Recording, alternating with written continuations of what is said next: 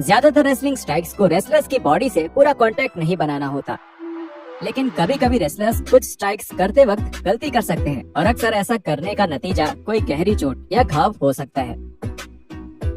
हालांकि रेसलिंग का ये तरीका, जिसे स्ट्रॉन्ग स्टाइल कहा जाता है, ये जापान में बहुत फेमस है, लेकिन WWE में केवल कुछ ही सुपरस्टार्स ऐसे हैं जो रिंग में ऐसा करके गर्व महसूस करते हैं। ब्रॉक लेसनर, शेमस और शिंसुके नाकामुरा जैसे सुपरस्टार्स की रेसलिंग स्टाइल काफी फिजिकल है और कभी कभी कुछ साधारण स्ट्राइक्स जैसे पंचेस या किक्स मारते वक्त भी ये सुपरस्टार्स काफी जोर लगा देते हैं।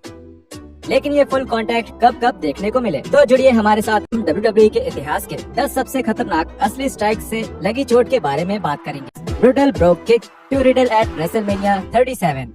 जैसा कि हम पहले ही बता चुके हैं कि शेमस का नाम WWE के उन रेसलर्स में सबसे ऊपर आता है जो रिंग में अक्सर ही हद से ज्यादा जोर लगा देते हैं। इस बात का हाल का ही एक उदाहरण देखने को मिला था रेसलमेनिया 37 में मैट रिडल के खिलाफ उनके यूएस टाइटल मैच में। यूएस मैच के अंत में रिडल को एक मूनसॉल्ट करना था, जिससे बचते हुए शेमस को हवा में ही रिडल को एक ब्रॉक किक मारनी थी। ये देखने में ही बहुत खतरनाक लग रहा था और मैच के बाद कैमरा ने रिडल पर जूम किया, जिनके पूरे चेहरे पर खून नजर आ रहा था, जिससे साफ था कि शेमस ने उन्हें असल में जोर से मार दिया था। Chris Jericho teachers Shane McMahon a lesson at Survivor Series 2016।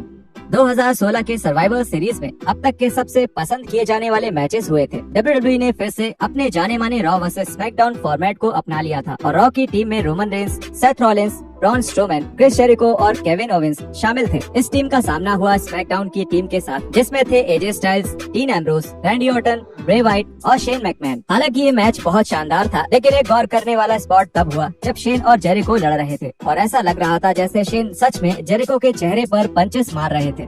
Fans Jericho को और गुस्सा होते हुए देख रहे थे।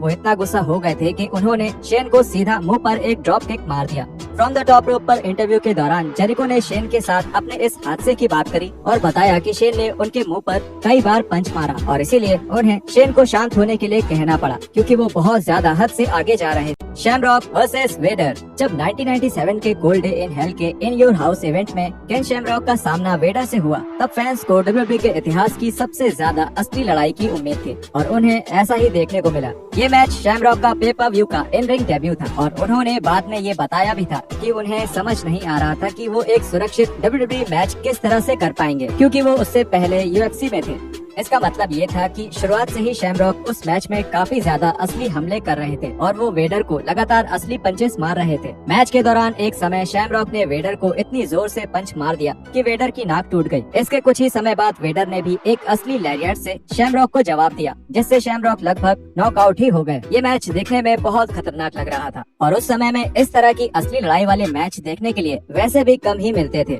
Sheamus kicks, Jeff Hardy's tooth out. Sheamus एक बार फिर इस लिस्ट में सामने आ गए, लेकिन इस बार उन्होंने सच में एक WWE लेजेंड को घायल कर दिया। 2017 के पेबैक पे पर व्यू में शेमस और सेजारो की जोड़ी ने हार्डी बॉयज का सामना किया। मैच के दौरान शेमस ने जेफ हार्डी के चेहरे पर इतनी जोर से लात मारी कि हार्डी का दांत सच में टूट गया। ये वाकई एक हादसा था और शेमस बस खुद को रोक नहीं पाए। उस किक के तुरंत बाद शेमस ने हार्डी से पूछा कि वो ठीक है या नहीं, और अच्छी बात ये रही कि हार्डी उस मैच को पूरा कर पाए। Brock Lesnar punches Braun Strowman in the head. Take a look at this right hand from Lesnar. And that's the right. And that didn't slam. इस पुराने UFC हैवीवेट चैंपियन के दुश्मनों में गिना जाना कभी एक सही फैसला नहीं हो सकता और ब्रॉन स्ट्रोमैन को जनवरी 2018 में ये बात थोड़ी मुश्किलों का सामना करने के बाद समझ आई। रॉयल रंबल पे पर व्यू में लेसनर और स्ट्रोमैन का केन के साथ एक ट्रिपल थ्रेट मैच हो रहा था और मैच के दौरान स्ट्रोमैन ने लेसनर को अपने घुटने से सच में मार दिया और लेसनर को ये अच्छा नहीं लगा और इसीलिए उन्होंने ब्रॉन से ये कहा। लेकिन लेसनर ने सिर्फ शब्दों का ही इस्तेमाल नहीं किया था। लेसनर ने ब्रॉन को सबक सिखाने के लिए सच में उन्हें सर में पंच किया। खुद ब्रॉन के मुताबिक जब वो बैक स्टेज पहुँचे तो लेसनर को उनसे कोई दिक्कत नहीं थी और ब्रॉन ने ये भी माना कि उनसे बस उस पल में थोड़ी गलती हो गई थी।